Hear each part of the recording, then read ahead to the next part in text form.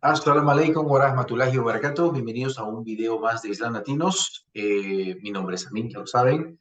Eh, Como pueden ver, el día de hoy no contamos con Ayashi, ha tenido algún inconveniente, así que vamos a hacer un video especial a raíz de algunos comentarios buenos que he recibido acerca de quienes elaboramos esos videos y sobre todo de quienes nos brindan la posibilidad de aprender más y compartir su conocimiento. El día de hoy estamos con Abdul Hadi, Tito, de cariño para nosotros, y vamos a explorar y saber un poquito más acerca de quién es Abdul Hadi, cómo es que tiene este conocimiento, cómo es que se le hace tan fácil compartirlo con nosotros.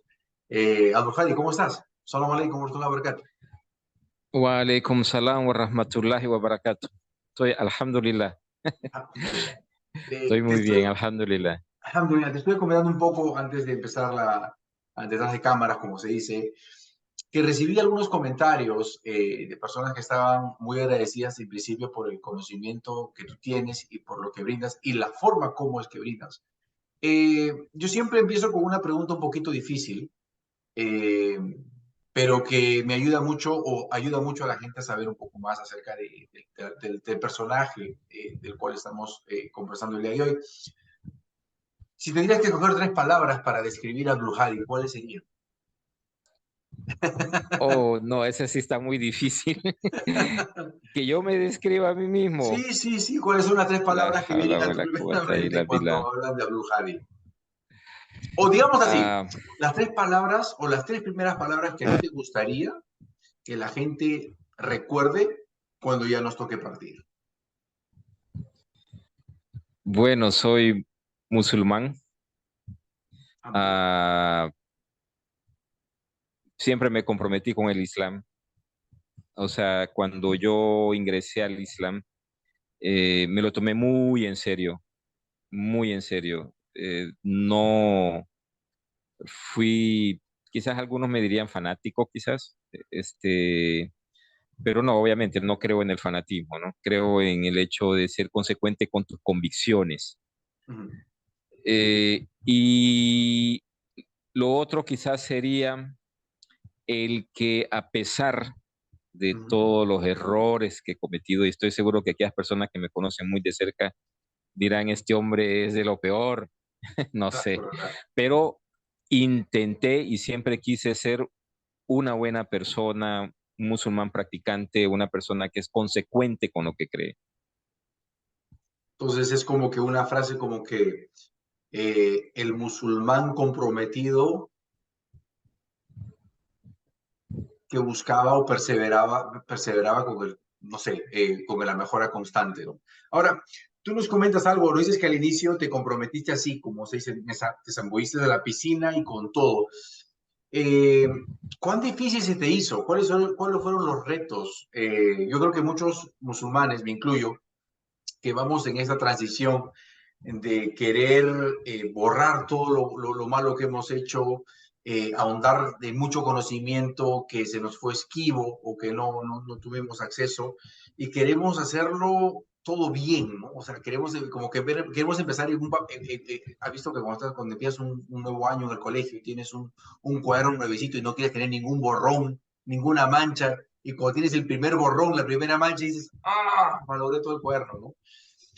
Cuéntanos un poquito cómo fue esa transición, cómo fue esa experiencia de empezar en el Islam en tu vida. Bueno, mira, a grandes rasgos, hacia grandes rasgos, yo no entré al Islam sabiendo o conociendo del Islam. Ujú. Y entré en una etapa de mi vida que estaba súper, súper, súper confundido, porque te voy a tratar de ser lo más breve posible, ¿no? Pero soy salvadoreño, estaba aquí en El Salvador, estaba en un internado estudiando para sacerdote con la congregación salesiana. Se viene la guerra y nos vemos obligados a emigrar a Estados Unidos.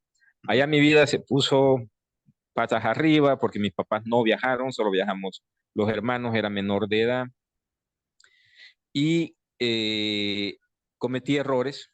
Fui padre cuando todavía era menor de edad, se podría decir, y quise retornar a mi vida religiosa y me reincorporé a la congregación salesiana, Ujú, pero no duró mucho. Estaba ya en el filosofado y conozco el Islam a través de unos sueños. Cuando yo reingreso a querer seguir estudios de filosofía para poder ser sacerdote, estaba ya muy confundido porque no creía que el cristianismo fuera la verdad, ujú, ¿sí? Pero quería reencauzarme en una vida espiritual, religiosa, acercarme a Dios. No conocía otra más que el tratar de ser sacerdote. A través de sueños conocí el Islam. Entonces yo entro al Islam sin saber del Islam. Entonces el primer reto que yo tuve fue el ser musulmán, el saber que eso era lo que estaba buscando, pero sin tener mayor conocimiento del Islam. Ese fue un gran reto para mí.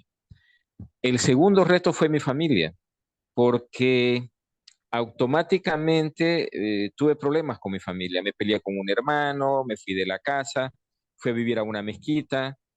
Entonces, empecé a tener problemas con mi familia. El tercer reto que ya fui enfrentando con el tiempo fue el que no pertenecía a ningún lado.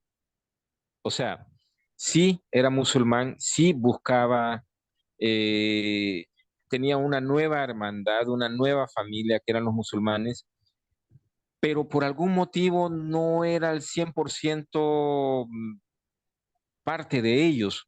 Había barreras culturales, había barreras lingüísticas. Es más, al principio, la interpretación que tuve del Islam era el arabizarme, ujú. porque yo entré al Islam, o quienes me dieron shahada, o las personas que estuvieron más cerca de mí en el momento que yo tomé shahada, eran árabes. Ujú, Entonces yo me arabizo, o sea, de ponerme un turbante mal puesto, de andar con zoe en la calle. Es más, regreso a la universidad, pero ya no para estudiar filosofía, ni pues, ser el sacerdote, ni nada de eso. Yo seguía empecé a ir a la universidad con thobe, o sea, con túnica, con turbante. Este, entonces, pero después viajo a ujú, Arabia Saudita a estudiar y allá tuve un choque cultural, porque para mí el Islam era algo árabe. Ya, ujú, yo pensaba que ser musulmán era tratar de ser árabe. ujú. Allá me di cuenta que no, ¿sí? Eso fue una cosa que fue difícil para mí asimilar, que el Islam era un estilo de vida, una manera de pensar, una manera de creer, y que no necesariamente tenía que ser árabe, que no tenía que arabizarme, que vestirme como árabe o asumir todas esas costumbres que eran más árabes que islámicas, aunque podría ser que muchas de esas costumbres fueran islámicas, Claro. pero no dejaban de ser árabe. Pero entonces no pertenecía completamente acá, ¿ok? Porque no era árabe, porque no hablaba árabe, porque ya empezaba a rechazar un Ujú, poco el sentirme árabe, ¿me entiendes? ujú, Me sentí al principio un poco estafado, ujú. ¿ya? De las personas que me hicieron creer que ser musulmán era vestirme como árabe y tratar de Claro. parecer un árabe y todo eso. Eh, pero tampoco encajaba al lado de aquellos que podía llamar yo mi cultura, ¿no? Latinoamericano, hispanoamericano o salvadoreño, tampoco encajaba ahí. Entonces estaba en un limbo. Claro. Eso es, sigue siendo un reto. Claro. Y el último reto es que nosotros, cuando nacemos y tenemos una fitra, una naturaleza que creo que es buena, se inclina al bien, quiere lo bueno, pero tienes una influencia que a veces puede ser negativa, Claro. ¿sí? Y eso te marca de una manera increíble. Entonces, yo ingreso al Islam cuando tenía más o menos 18 años, 17, 18 años. eh, este, ya estaba ya mi carácter formado con toda una serie de malos hábitos. claro, que por más que intentas, te coge, ¿no? Es como, dices tú, ok, si quiero ser un buen musulmán, por tomar un ejemplo, ¿no? ujú, Voy a cortar con la música innecesaria. ujú, Porque quiero estar escuchando música, ahí a Camilo Sesto, o a Led Zeppelin, qué sé yo, pero suena, ¿no? claro, Suena ahí y la costumbre, o por ejemplo el Año Nuevo, ¿no? La canción esta de faltan 5 para las 12, el año va a terminar, ¿no? Y me acuerdo de mi mamá y me entristece. Entonces, todavía hay cosas, ¿no? De ese legado, de esas claro, costumbres, de esa manera de ser. Y entre esas cosas hay muy malos hábitos eh, que luchas y luchas y luchas y luchas y luchas por cambiar, ¿no? claro. Yo una de las cosas, comparto mucho lo que tú dices, porque efectivamente, cuando converso, cuando tengo la oportunidad de hablar con personas que no necesariamente son musulmanes, pero son latinas como nosotros, se cree erróneamente que, por ejemplo, un musulmán tiene que vestirse como un árabe, que todo musulmán tiene que llevar turbante, ¿no? Me acuerdo que en algunas oportunidades me decían, tú eres musulmán y tu turbante, estás mezclando dos cosas totalmente distintas, ¿no? O sea, una cosa es el tema cultural, el tema, el tipo de vestimenta que una determinada región, un determinado país o una determinada sociedad usa, y otra cosa es el Islam. No son conceptos totalmente distintos. Tú puedes ser árabe y no ser musulmán. Tú puedes ser musulmán y no ser árabe. Y es De hecho, la la mayoría parte. de musulmanes no son árabes. Sí, sí, Exacto, disculpa. exacto, exacto, exacto. Pero esas cosas no se escuchan en los medios, ¿no? Los medios, los grandes medios, como se conoce, pues influyen mucho en eso. Y es cierto, el tema cultural es muy fuerte y yo inclusive he llegado hasta un análisis a veces he llegado a pensar de que el tema cultural es tan fuerte y está tan empoderado de la sociedad que a veces eso hace que hasta los mismos musulmanes tengan sus propias fricciones. Ahora, en tu experiencia, y hay una cosa que no quiero que se me escape, que quizás hubiera sido bueno dejarlo para el final, pero no quiero empezar con eso. Tú dices que el próximo califato musulmán, bueno, musulmán, va la redundancia, se va a dar en Latinoamérica y particularmente en El Salvador. Dijiste unos ejemplos muy interesantes, pero hay mucho más detrás de ello, mucho más de esas simples declaraciones, hay mucho más. Tú has tenido la experiencia de convivir con musulmanes en diferentes países, en diferentes sociedades. ¿Por qué piensas que El Salvador marca la diferencia? Ya, yo tengo muchos motivos para pensar eso. A ver, he viajado por el mundo islámico, por el mundo musulmán, y ahorita están en un momento de decadencia terrible. Eh, Hay mucha ignorancia entre los musulmanes, en fin. Entonces, no le veo, al menos por ahora, cómo pueda surgir desde ahí algo innovador o algo diferente o una alternativa. Recordemos que cuando el Islam ha surgido en la sociedad, ha sido en sociedades que han ingresado al Islam recientemente. Si ellos han entrado al Islam, se han sido conversos y ellos han armado una sociedad en base a las enseñanzas del Islam. O sea, han tenido que desechar sus creencias, sus costumbres y lo que sea, y asumir las enseñanzas del Islam conscientemente, Ujú, con convicción, ¿sí?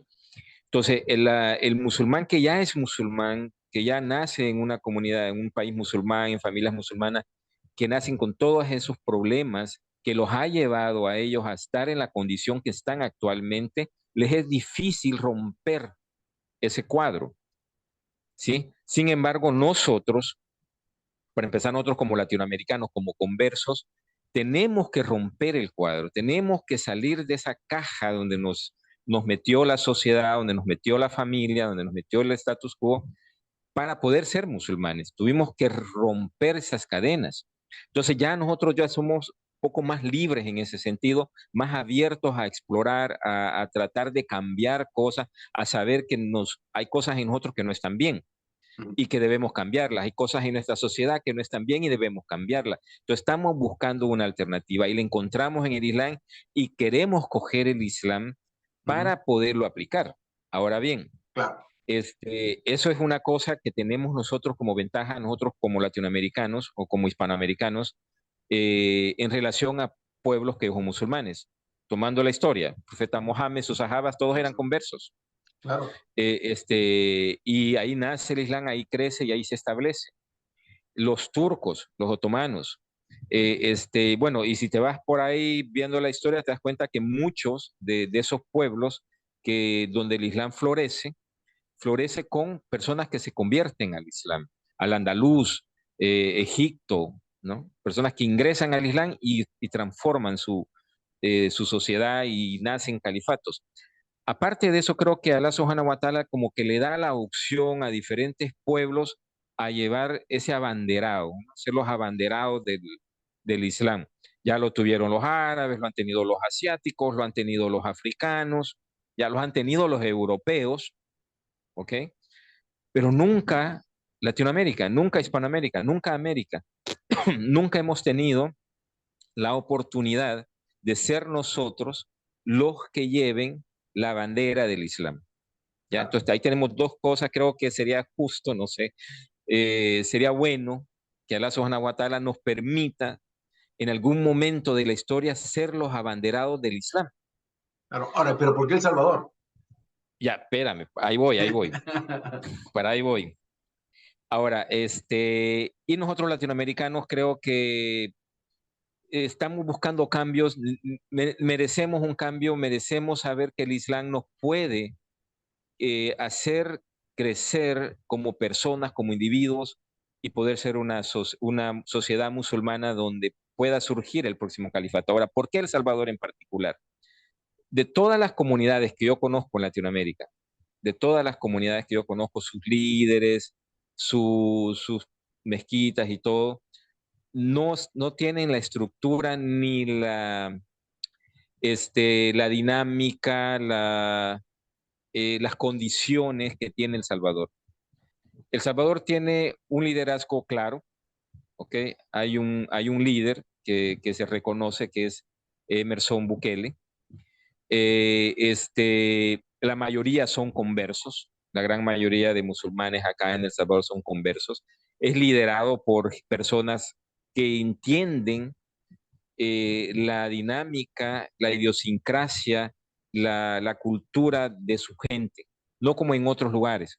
Por ejemplo, tomamos Perú, la mayoría son extranjeros, ¿ya? Si tomamos Panamá, por ejemplo, ahí los conversos son casi inexistentes, ¿ok? La mayoría son hindúes de descendencia de la India, ¿ok? Ok, Pero hay grandes comunidades también, entonces, Abdul uno, en tienes Venezuela y en Brasil, por ejemplo. muy dispersas, muy encontradas entre ellos, Mm, mucho interés de enriquecimiento personal.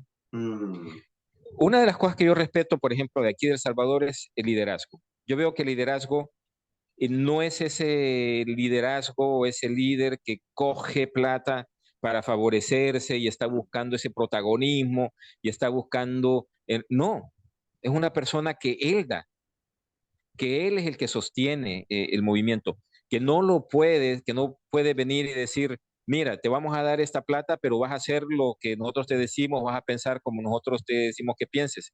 O sea, yo conozco al líder musulmán de aquí, de El Salvador, y es una persona que no se deja manejar por fuerzas extranjeras, que lo que pasa con eso es que a veces no entienden nuestra dinámica, no entienden nuestra idiosincrasia y quieren imponernos valores que simplemente no encajan.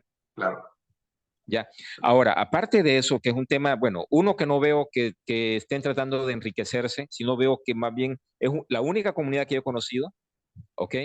Que abarca todo el país, eh, que aporta, que da, ya donde la comunidad, donde el líder, especialmente el líder, y las personas cercanas y la comunidad en general aportan y no están queriendo recibir todo el tiempo de fuera. Esa es una característica que no he visto en toda Latinoamérica. un liderazgo unido, una comunidad que aporta, un líder comprometido, que no solamente es una persona que conoce, que es inteligente, que es capaz, que conoce el Islam, que tiene unos cursos, por ejemplo, unas charlas que da sobre el cristianismo y es un experto, te puede decir, en el cristianismo. O sea, tiene muy buenas cualidades, muy buenas características. Aparte de todo eso, el hermano del presidente de la comunidad musulmana de aquí de El Salvador es el presidente del país. Directa o indirectamente, eso favorece, porque es una manera de protección a la comunidad musulmana. Lo otro, lo otro que también me parece interesante es que acá en El Salvador se ha abierto una escuela que es una especie de seminario para niños, donde se les enseñan diversos eh, eh, cursos académicos, entre los que están lenguas como el árabe, el inglés, el francés, ¿ok? Eh, cursos de ciencia, cursos de matemática, cursos de islam. Entonces, ¿cuál es el problema que a veces hay en otras comunidades? Porque hay otra escuela en Panamá, pero que no tiene esa visión tan amplia. ¿Me entiendes? Les enseñan, imagínate, perdón, Ujú. urdu, les enseñan árabe, ya, Mm. y les enseñan a memorizar, a memorizar, ya. No les enseñan a pensar, no les enseñan a adaptar y tratan de meterles una enseñanzas más de la cultura pakistaní, de la cultura hindú, más que el Islam en sí. No digo que no les enseñen Islam, sí les enseñan, pero siempre ese enfoque que a nosotros nos aliena, no Ujú. nos hace poder ver el Islam como algo nuestro, y el Islam es algo nuestro. Sin embargo, aquí en El Salvador es diferente. El Salvador tiene, por ejemplo, solamente El Salvador, tiene como 5 mezquitas, Ujú. ¿ya? Aparte una en Guatemala. Eh, el sheikh de una de las mezquitas en San Salvador, salvadoreño. El otro sheikh de una mezquita en Santana, salvadoreño. El otro sheikh en una mezquita de Nahuizalco, salvadoreño. El otro sheikh allá en San Miguel, mexicano. Todos conversos. Solamente el sheikh de otra mezquita aquí en San Salvador es árabe, egipcio, y otro sheikh en Guatemala que es egipcio. ¿Ya? Creo que no muchos países en Latinoamérica pueden decir que tienen tantos sheikh de su propio pueblo, que Propio hable pueblo. su idioma y entienda su idiosincrasia, Y que conozco su tengan una cultura. escuela donde a sus niños les están enseñando el Islam, les están enseñando ciencia, les están enseñando a pensar, Ujú. les están enseñando idiomas, ¿ok? Entonces, por esos motivos, pienso yo que en un plazo, mediano plazo, El Salvador puede estar dando las características para hacer lo que yo llamaría un proto-califato, Ujú. ¿ya? Ujú. Ujú. Por todas estas dinámicas que se están dando.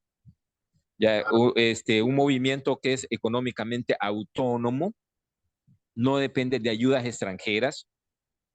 Yo he abierto mezquitas en algún momento, apoyado por alguna persona u otra, se corta la ayuda, ¡bum!, cerrar la mezquita. No solamente en mi caso, caso de muchas personas con buena voluntad, buena fe, o si no es eso, te vienen personas de Egipto, te vienen personas de otros países que no entienden el idioma, ya.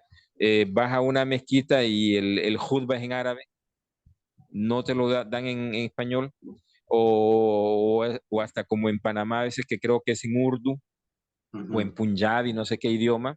Entonces, Ujú. no, sino que aquí somos latinos, somos salvadoreños, somos conversos, tenemos un liderazgo claro, un liderazgo y hay otras condiciones externas, como que el presidente del hermano del movimiento islámico, del presidente del movimiento islámico, que aquí se le denomina como imán, también o sea, es su hermano, quiera o no, es una manera de protección, ¿no?, Ahí, para un movimiento. hay todos los países, las sociedades tienden a tener muchos movimientos. En algunos casos, como lo mencionaste hace un momento, que pasó en El Salvador cuando tú eras un adolescente, cuando se dio la guerra, y obviamente hay muchos cambios, ¿no? Y hoy en día El Salvador, al margen del Islam, está viendo un movimiento social, un cambio social. Yo no estoy ahí, pero lo que yo puedo más o menos discernir es que hay un cambio para bien de la sociedad. Y algo que siempre me acuerdo, creo que tú me enseñaste esto, es de que eh, cada sociedad tiene el líder que se merece. Y si tienes un buen líder es porque la sociedad en sí está pues contribuyendo a ese tipo de cambios, ¿no? Entonces, como latino, obviamente no quiero que te equivoques, quiero que tengas toda la razón. Y la siguiente pregunta sería, ¿tú crees que podamos ver eso o crees que eso se va a dar todavía en un largo plazo? El protocalitario. Eh, yo creo que ahorita se está sembrando una semilla. Estos niños que están en esta escuela es el semillero de lo que va a ser ese musulmán latinoamericano que no viajó como yo, que viajé a Arabia Saudita, que viajé a Malasia, y cuando vine a El Salvador y quise enseñar el Islam, choqué con la gente. ¿Por qué? Porque yo, sin darme cuenta, y muchos sin darnos cuentas, ¿ok? Queremos transportar aquellas enseñanzas que nos han dado al margen de nuestra cultura, porque ¿cómo ellos nos van a enseñar a encajar en nuestra cultura si ni siquiera la conocen, Claro. si nunca han escuchado hablar de nosotros? Entonces, estos niños, estos niños que están ahorita siendo educados acá en El Salvador, en este seminario, que está, ellos viven ahí dentro de estas instalaciones, ahí viven, ahí comen, ahí estudian, ahí todo. Esos niños esa es la semilla. Después de ellos va a haber un resurgimiento muy importante acá en Latinoamérica, porque ellos van a poder conectar con la gente, hablar su idioma, hablar árabe, ¿ok? Claro, A tener conocimientos de ciencias. Les están enseñando a pensar, claro. ya no solamente a memorizar. Fíjate que hay un chico que mashallah, es muy cercano a mí. Él estudia en Panamá. Y una de sus cosas, solo fíjate cómo empieza a entrar estas ideologías, ¿no? Me dice, una de las cosas que no me gusta de acá es cómo las mujeres y los hombres están más o menos juntos, ¿no? ¿Por qué? Porque los pakistaneses son muy estrictos en cuanto al cómo los hombres y las mujeres se relacionan.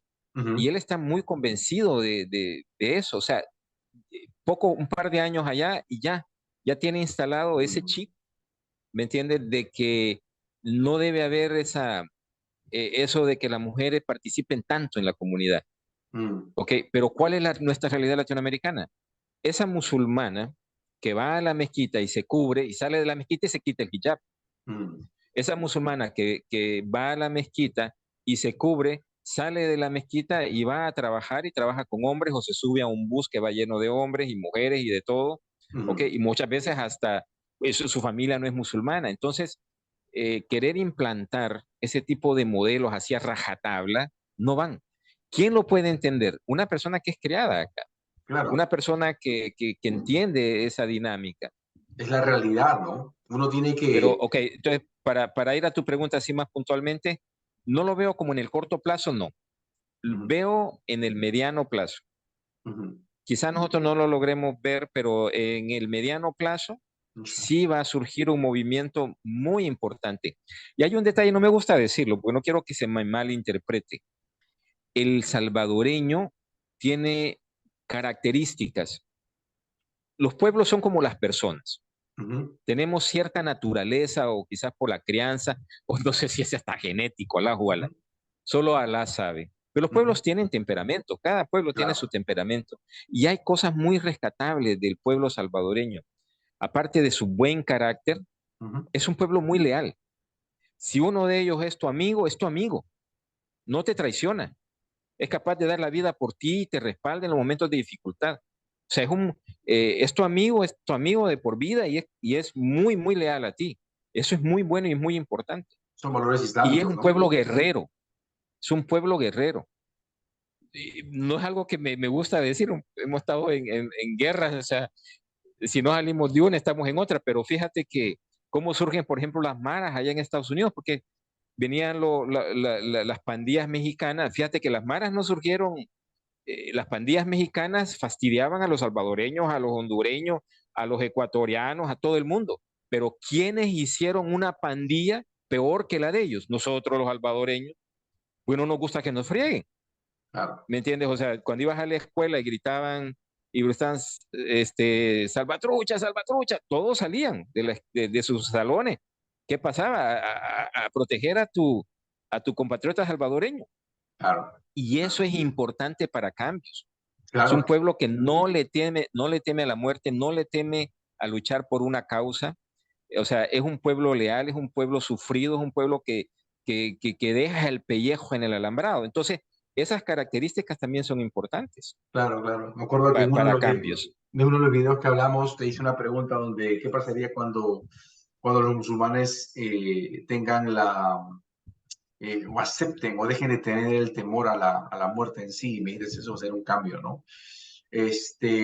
Bueno, el tiempo se nos está yendo, pero quería pedirte que, por favor, si tuvieras que dar algunos puntos de vista a los musulmanes, sobre todo los latinos, que obviamente estamos muy ajenos o somos muy diferentes en cuanto al aspecto cultural de Indonesia, de Malasia, de Egipto, de Palestina, de Arabia Saudita, de Irán, de Afganistán, somos muy diferentes en el aspecto cultural.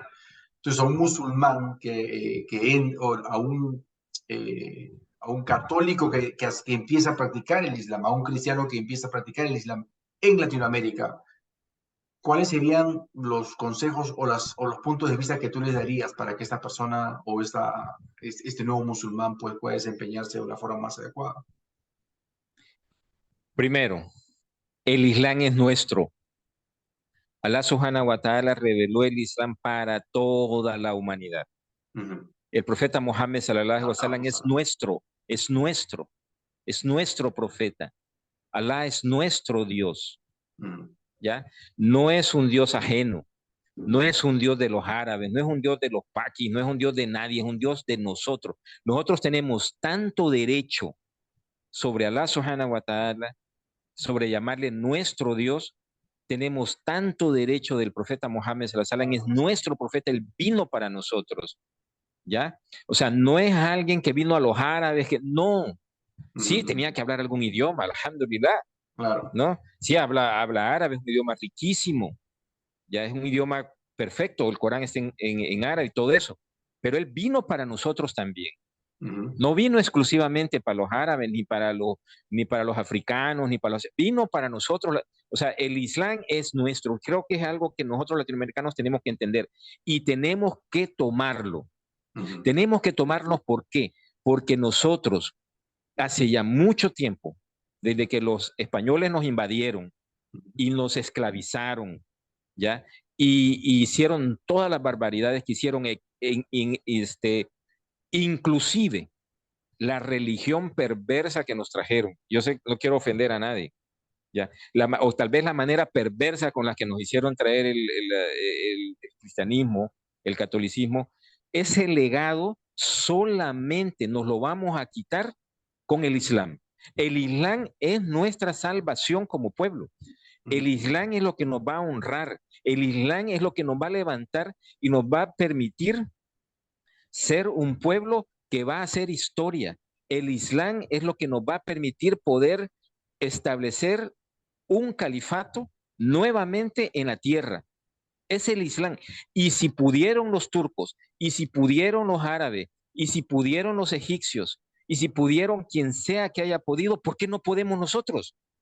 Claro. ¿Por qué no vamos a poder nosotros latinoamericanos coger ese estandarte del Islam, hacer los sacrificios que tengamos que hacer, ¿ok? Y tomar el Islam para nosotros, para nuestras vidas, para salir del alcoholismo, para salir de cómo tratamos a nuestras mujeres como objetos sexuales, para volvernos víctimas y esclavos del consumo, de Claro. que siempre nos vean como un pueblo sumiso, un pueblo que todo el mundo pasa por encima de nosotros. El Islam nos va a dignificar y tenemos que conocerlo, tenemos que descubrirlo, tenemos que practicarlo y tenemos que tomarlo porque nos pertenece. Entonces, Claro. ¿yo qué consejo le daría? Es todo aquel, toda aquella persona aquí en Latinoamérica, aquí en América, ¿ok? Tenemos que tomar el Islam porque nos pertenece, hay que ir ahí, conocerlo, cogerlo, vivirlo y beneficiarnos del Islam. Ujú. Y sobre todo separar un poco el aspecto cultural, ¿no? Como conversamos hace un momento, no asumir de que, oh, si entro al Islam, tengo que forzosamente aprender el árabe como primera opción, aprender sus culturas, aprender sus costumbres, aprender sus platos, aprender su vestimenta. No, porque eso es uno de los grandes errores que mucha gente bueno, realiza, ¿no? Pero bueno, ya conforme pasa el tiempo uno va aprendiendo, se va dando cuenta y llegas pues a la conclusión de que no, una cosa es el aspecto cultural, el aspecto, las costumbres, y nosotros tenemos mucha riqueza cultural. Nosotros tenemos nuestro arte, el arte culinario que tenemos en Latinoamérica es exquisito, son los mejores a nivel mundial. Y tenemos muchas cosas de qué orgullecer, estar Particularmente orgullosos. Perú. Perú, Perú y otros países también. Eh, Me da mucho gusto haber compartido este tiempo contigo, Abdul. Creo que las personas que se dan el tiempo de ver nuestros videos, leer, una cosa que también quiero comentar es, visiten la página de Islam Latinos, hay muchos artículos y el autor es Abdul Hadi, van a aprender mucho de él. Pueden dejar sus comentarios y creo que nos has regalado mucho de ti y creo que la gente, y yo particularmente lo he escuchado, quiere saber más de ti, quiere seguir aprendiendo más. Y una vez te dije, no tienes el derecho, tú tienes muchos derechos, pero no tienes el derecho de Ah, llevarte todo ese conocimiento y no compartirlo, ¿no? no lo tengo. No, ese derecho No no tengo lo el... tienes. No, no, tienes la libertad de compartir con nosotros, y dejar tu legado, ¿no? Como siempre decimos, o como tú dices, eso es una semilla. Eso también, Islam es una semilla para las nuevas generaciones. Yo a las personas que se toman el tiempo de ver nuestros videos, simplemente les digo que traten en lo posible de tener una visión muy amplia, de pensar a largo plazo, de no robarte a ti mismo la oportunidad de seguir aprendiendo, seguir leyendo y sobre todo compartir con nosotros. Escriban sus comentarios. Puedes compartir este video con otras personas también para que estas personas también puedan tener la dicha de poder aprender más. Con nosotros, Abdul Hadi será hasta el próximo video, inshallah. Nuevamente de corazón, me siento muy complacido y bendecido de haber llegado a tu vida, de ser tu amigo, ser tu hermano, de haberte conocido y como siempre digo, si Alá nos ha permitido estar juntos en esta vida, inshallah también sea en la próxima, en el paraíso. Inshallah. Igualmente, hermano. Todo lo que has dicho doblado y triplicado, para mí también es un placer. Alhamdulillah, Inshallah, alhamdulillah. seguiremos adelante hasta cuando Allah subhanahu wa ta'ala lo permita. Inshallah, inshallah. Y si cometí un error o ofendí a alguien, pido perdón. Somos seres humanos, somos seres humanos. Con nosotros será hasta un próximo video, inshallah. Assalamu alaikum wa rahmatullahi wa barakatuh. Wa alaikum salam wa rahmatullahi wa barakatuh.